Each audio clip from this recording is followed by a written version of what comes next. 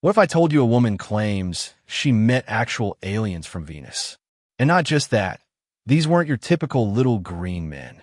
These beings were tall, radiant, telepathic, and they didn't just come to say hi.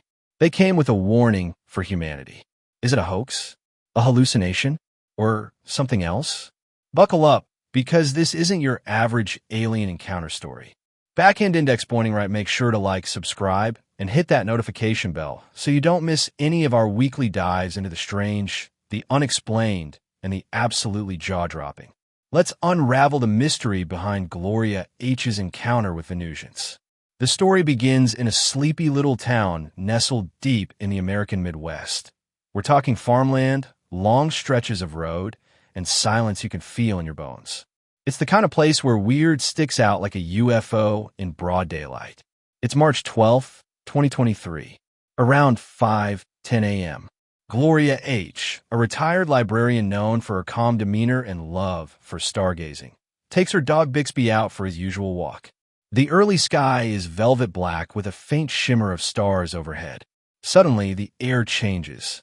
Gloria reports an eerie humming sound, low, vibrating, not coming from above, but from the ground beneath her feet. The dog freezes, tail down, ears perked. Then, a light. Not blinding, not like headlights. It was warm, silver gold, pulsing. Hovering in a nearby cornfield was a craft.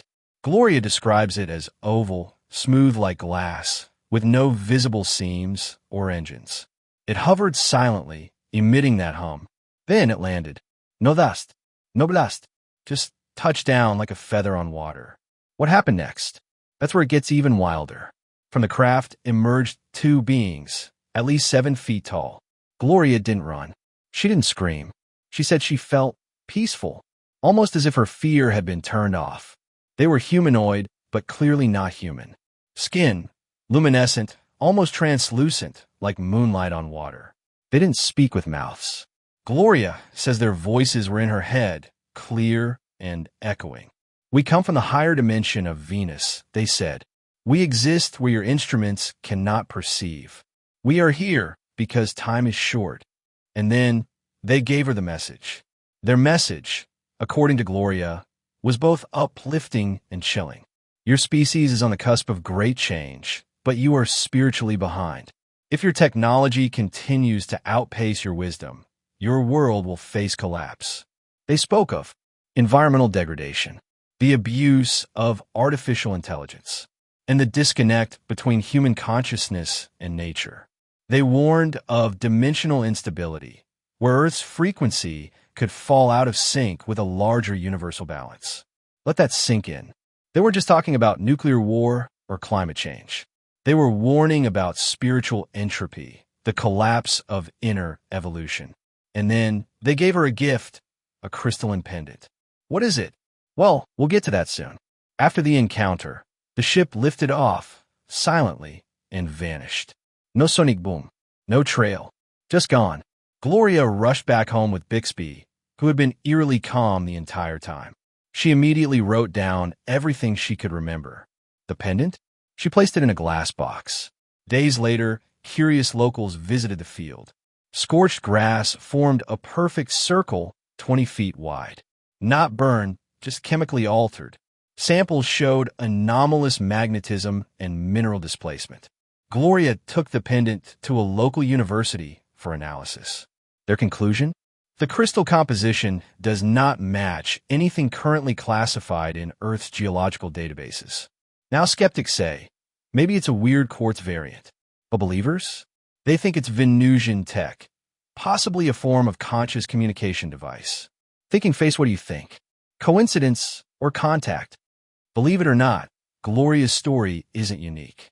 Let's rewind to 1952, when George Adamski, a California-based Polish-American philosopher, also claimed to meet Venusians. He described them as beautiful, peaceful, and deeply spiritual. His photos of saucer-like craft are still debated to this day.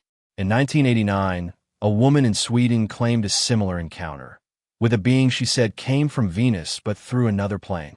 He warned her of climate collapse and electromagnetic imbalance.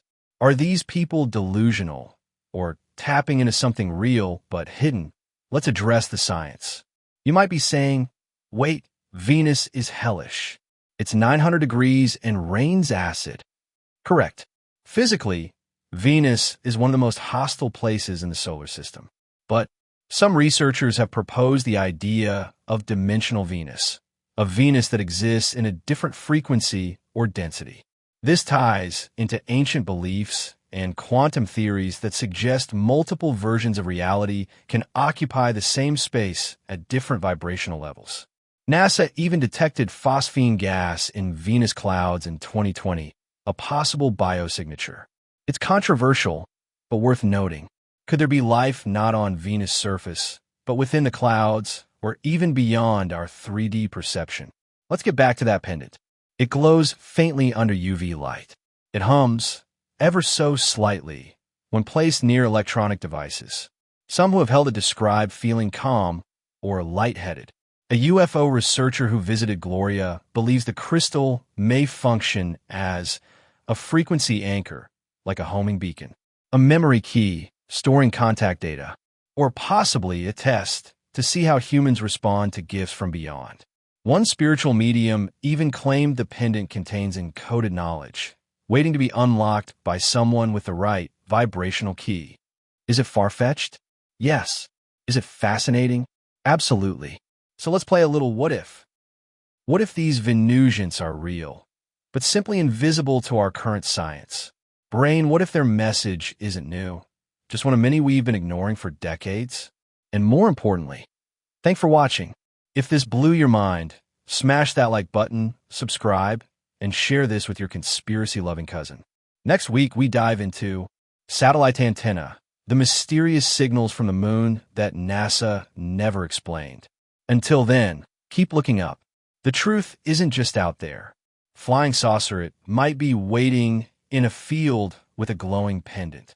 Speech balloon, what would you do if you were in Gloria's shoes? Would you tell the world, knowing people might call you crazy? Would you wear the pendant? Hide it. Try to communicate back. Let us know in the comments below. Backhand index pointing down.